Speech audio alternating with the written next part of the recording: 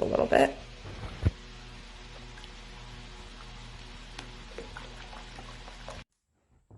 I gotta put some hip into this, otherwise we'll be sitting here till tomorrow. We're starting to get a little bit of a dough forming here, and I'll show it to you here in a second.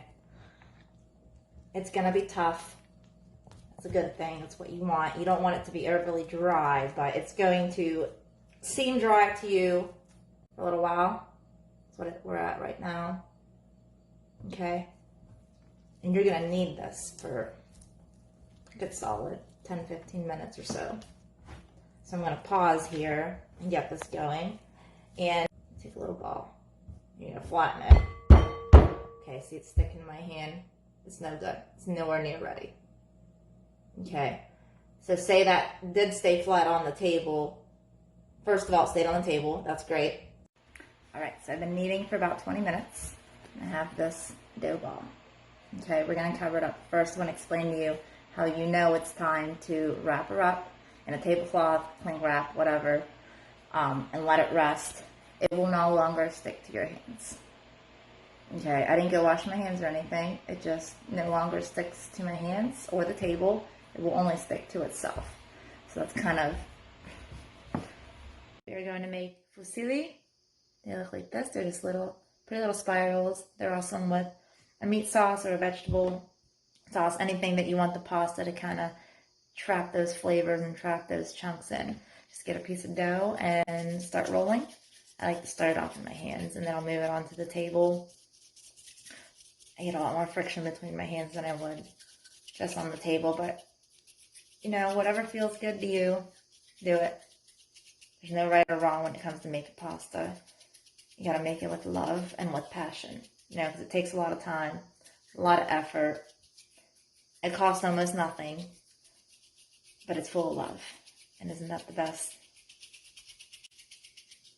Just keep rolling, keep rolling. Let me flip you around here and see a little better.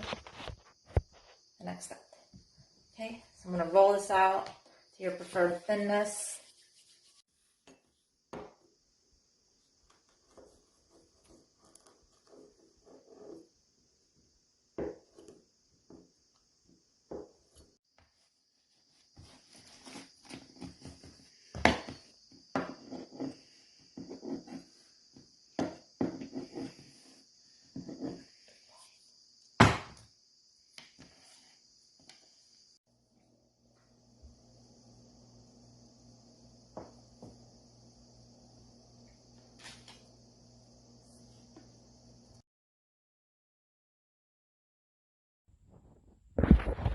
I changed my mind.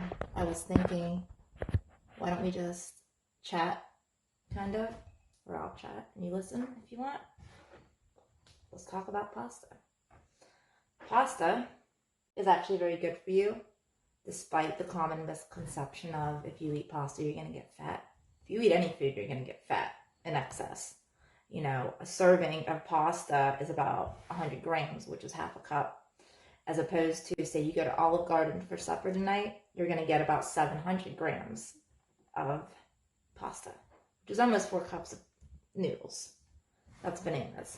So anyhow, carbohydrates, they are good for you. And not only are they good for you for energy, they help you produce serotonin, which is the happy chemical in your body, your brain. I'm making quite a mess. So there's one good benefit there. The first comments, let's see, pasta in Italy. Pasta said to originate in China. And this is about 5000 BC.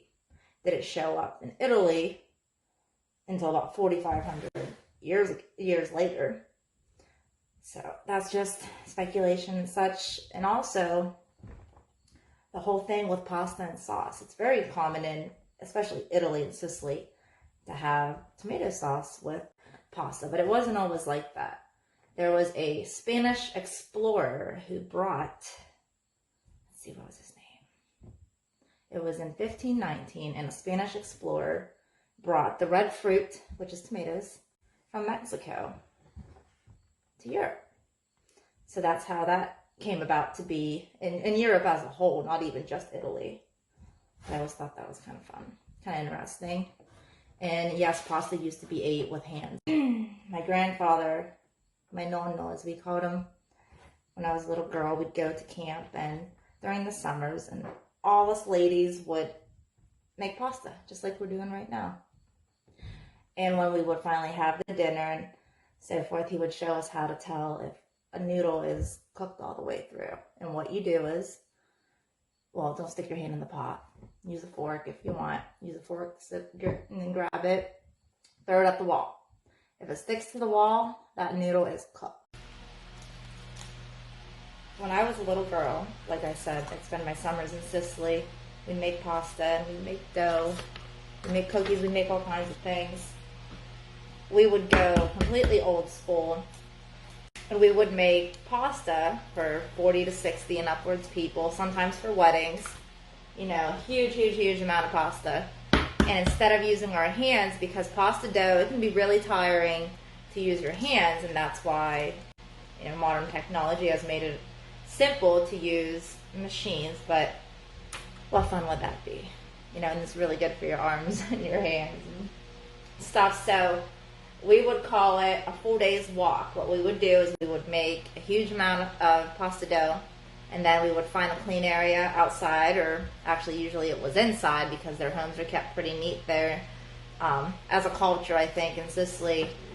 And we would walk on it. And like I said, what we would do is we would make a huge amount of pasta dough, and then we would find a clean area outside, or actually usually it was inside because their homes are kept pretty neat there, as a culture, I think, in Sicily.